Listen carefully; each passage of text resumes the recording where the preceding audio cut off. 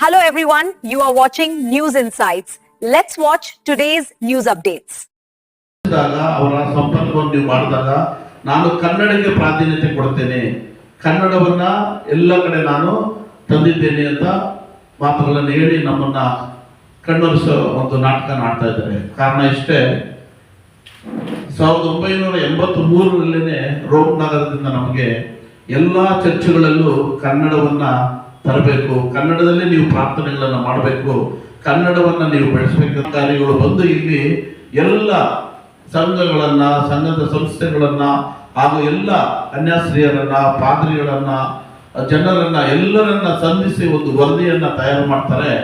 ಇಲ್ಲಿ ಕನ್ನಡವೇ ಸಾರ್ವಭೌಮ, ಕನ್ನಡಕ್ಕೆ ಮಾನ್ಯತೆ ಕೊಡಬೇಕಂತ ಹೇಳಿ ಆ 3 ಧರ್ಮಾಧಿಕಾರಿಗಳು ಕೈಗೊಂಡಾಗ ನಿಮ್ಮ ವರದಿಯ ಮೇರೆಗೆ ನಾವು ಮತ್ತೊಂದು ವರದಿಯನ್ನ ಸಲ್ಲಿಸ್ತೀವಿ ಎಂದು ರೋಮ್ ನಗರ ಹೇಳಿದಾಗ ಈ 3 ಧರ್ಮಾಧಿಕಾರಿಗಳು ನಾವು ಆಗಿದ್ರೆ ನಮಗೆ ಮಾನ್ಯತೆ ಇಲ್ಲದ ಮೇಲೆ ನಾನೇಕೆ ಇಲ್ಲಿ ಇರಬೇಕು, ನಾವ್ಯಾಕೆ ವರದಿ ಮಾಡ್ಬೇಕಂತ ಹೇಳಿ ಅವ್ರು ಹಿಂದಿರುತ್ತಾರೆ.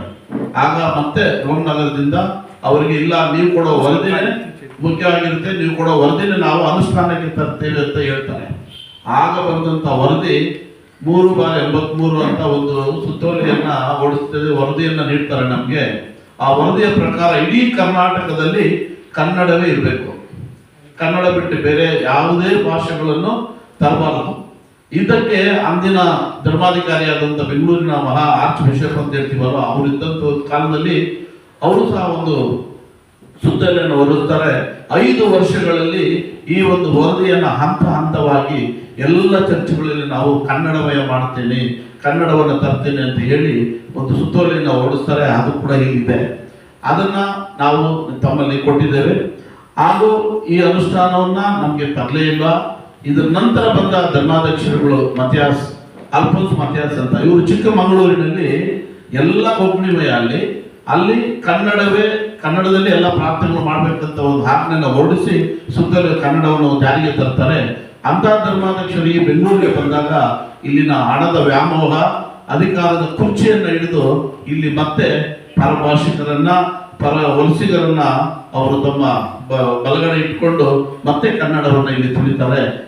ಇಲ್ಲಿ ಬೆಂಗಳೂರಲ್ಲಿ ತಮ್ಮ ದರ್ಪ ಅಹಂಕಾರದಿಂದ ಮೆರೆದು ಕನ್ನಡಿಗರ ಮೇಲೆ ಕೇಸುಗಳನ್ನ ಹಾಕಿ ಕನ್ನಡಿಗರನ್ನ ತುಳಿದು ಹಳ್ಳಿಗಳಲ್ಲಿ ಕನ್ನಡಿಗರ ಮೇಲೆ ದೌರ್ಜನ್ಯ ಎಸಗಿದಂತ ಧರ್ಮಾಧಿಕಾರಿ ಬರ್ನಾಮ್ ಮುರಸ್, ಇವರು ಸಹ ಅವ್ರು ಏನ್ ಮಾಡ್ತಾರೆ, ಎಲ್ಲ ಭಾಷೆಗಳನ್ನ ಚರ್ಚ್ಗಳಲ್ಲಿ ತಂದಿದ್ದಾರೆ. ಎಲ್ಲ ಭಾಷೆಗಳು, ಇಂಗ್ಲಿಷ್, ಮಲಯಾಳಂ, ಹಿಂದಿ, ಆಮೇಲೆ ಮತ್ತೆ ಈ ಹರಿಯಾಣ ಯಾರು ತೆಲುಗು, ನೈಜೀರಿಯನ್, ಈ ರೀತಿ ಬಂದಂತ ವ್ಯಕ್ತಿಗಳಿಗೂ ಸಹ ಭಾಷೆಗಳನ್ನ ಕೊಡ್ತಾ ಇದ್ದಾರೆ ಚರ್ಚ್ಗಳಲ್ಲಿ. ಕಾರಣ ಇಷ್ಟೇ, ಚರ್ಚ್ಗಳಲ್ಲಿ ಭಾಷೆಗಳನ್ನ ಕೊಡ್ತಾ ಇರೋದು ಧರ್ಮ ಪ್ರಚಾರಕ್ಕಾಗಿ ಅಲ್ಲ, ಹಣದ ವ್ಯಾಮೋಹಕ್ಕೆ. ಕನ್ನಡವನ್ನು ತುಳಿತಾ ಇರೋದು ಈ ಒಂದು ಕಾರಣದಿಂದನೇ